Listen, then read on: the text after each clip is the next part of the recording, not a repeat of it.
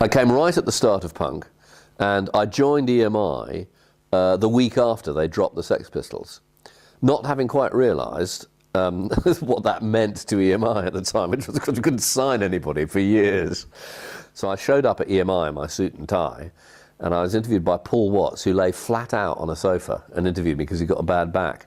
And everybody around in this place, you know, in Manchester Square, were all in t-shirts and jeans, and you know, and I thought, oh dear, I'm not dressed right for this at all.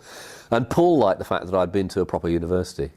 And as like everybody else, he said, you know, I'll see you when I see you, sort of thing. And then 6 weeks later, he called me and said, do you want a job in artist development? And it turned out that nobody knew what artist development was at all. There were two guys already there, Brian Southall and John Bagnall. And Southall had come from the press office into artist development. And I think Bagnall had as well, actually. I think he'd been in the press office as well. Might have been. Anyway, nobody had a clue what artist development was. 3 people, new department. 3 people, new department, £250,000 budget that we got a bollocking for not having spent by the end of the first year. Evidently. And I can remember never having appeared on stage in my life. I can remember coaching Griffin on stagecraft and presentation, which has to be said was probably wasted on them and certainly was wasted my time.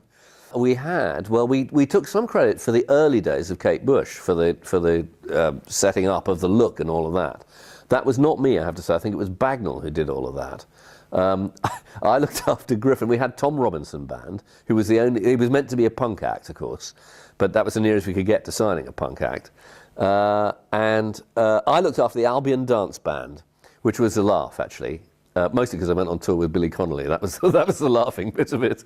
And I can remember that we were meant to be like an in-house management, but because EMI owned Thames TV at the time, we weren't allowed to have a proper management company because there was, I don't know, some kind of antitrust legislation saying we couldn't have a management company.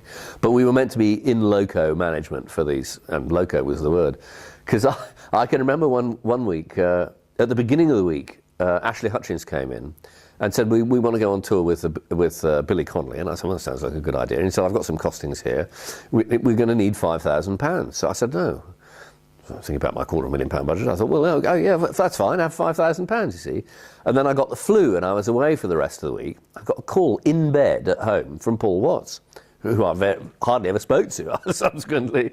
He called me up and said, have you given the Albion Band £5,000? And I said, yes. He said, is it recoupable? I said, what's recoupable? So I came back to work, and a week went by, and I thought, I'm going to get fired. I mean, you know, I've given this band £5,000. I wasn't allowed to, and it wasn't whatever this thing recoupable is. And I went to, and by the Friday, nothing had been said to me, so I went into him and I said, Paul, this recoupable £5,000, I mean, are you going to fire me? He said, oh, no. You didn't know, did you? And I said, well, no, I didn't. But he said, no, you're all right, carry on. And it was pretty much like that most of the time. It was absolutely mad.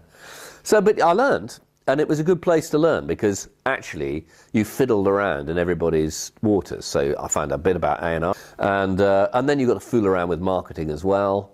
And they didn't have a clue what they were doing either. But it took me about 2 years to think I wasn't going to be fired every single day because I knew so little about what I was doing. And then after about 2 years, I went, nobody else knows what they're doing either. I could be quite good at this.